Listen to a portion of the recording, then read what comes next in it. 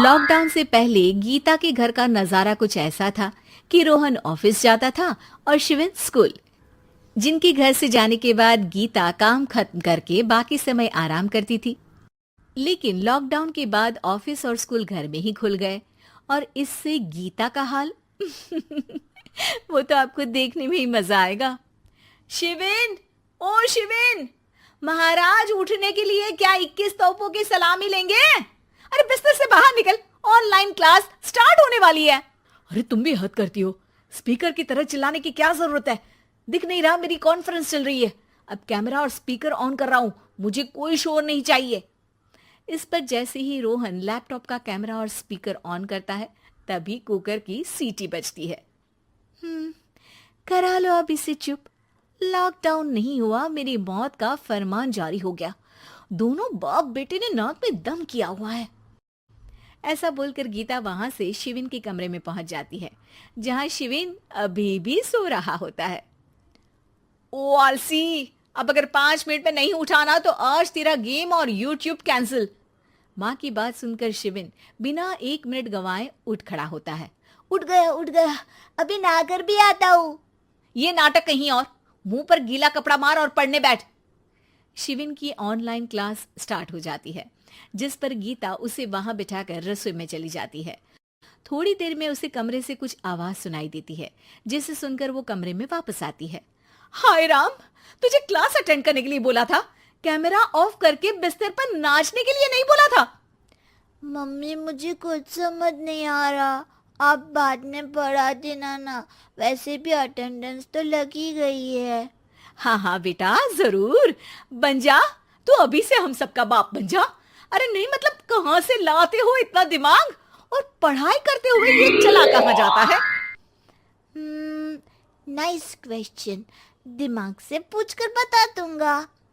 शिविन की बातों से परेशान होकर गीता उसे मारने के लिए जैसे ही आगे बढ़ती है तभी वो कमरे से बाहर भाग जाता है। अब शिविन आगे आगे और गीता हाथ में चप्पल पकड़े उसके पीछे पीछे पूरे घर में दोनों घूम रहे होते हैं। इसी बीच वो रोहन के पास पहुंच जाता है और शिविन को मारने वाली चप्पल रोहन के लैपटॉप पर जाकर गिरती है। ओए माँ! मम्मी, अब पापा को चप्पल मार रही हो? वो आज तक के रिपोर्टर, चुपचाप जाकर क्लास अटेंड कर ले, नहीं तो अगली तेरे पीछे लगेगी।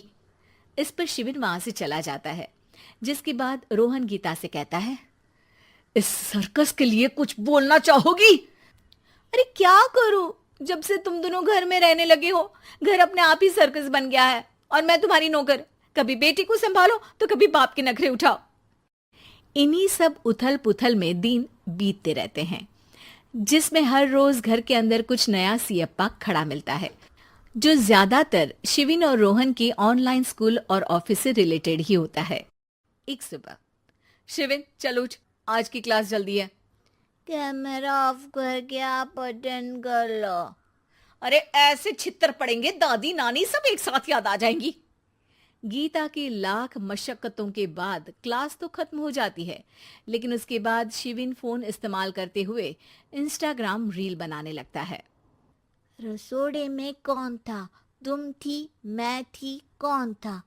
कौन था? हाँ, मैं गरीब हूँ। अरे ओ गरीब के बेटे, आजा, मैं बनाती हूँ तुझे गरीब। मैं बताती हूँ रसोड़े में कौन था। पढ़ाई करने बोलो तो इनकी माँ मर जाती है, और ये पागलपंतियां जितनी मर्जी करा लो। गीता शिविन को डांट रही होती है, तभी रोहन बीच में बोल पड़ता है।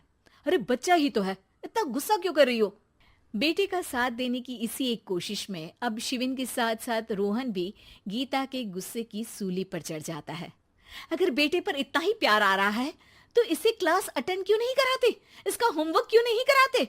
उस समय तो बहुत जल्दी मीटिंग आ जाती है, वो काम मैं करूं और यहाँ इस बेफिजुली की चीज में तरफदारी करके बन जाओ महान। हे भगवान, कोई तो इनके ऑफिस और स्कूल खुलवाओ, मैं इन्हें और घर में नहीं सह सकती। अरे कुछ और मांग लेती, क्योंकि तुम्हारी ये विश इस साल तो पूरी होने से रही, कोरोना। हाय नास पिटे ने जिंदगी ही बर्बाद कर दी।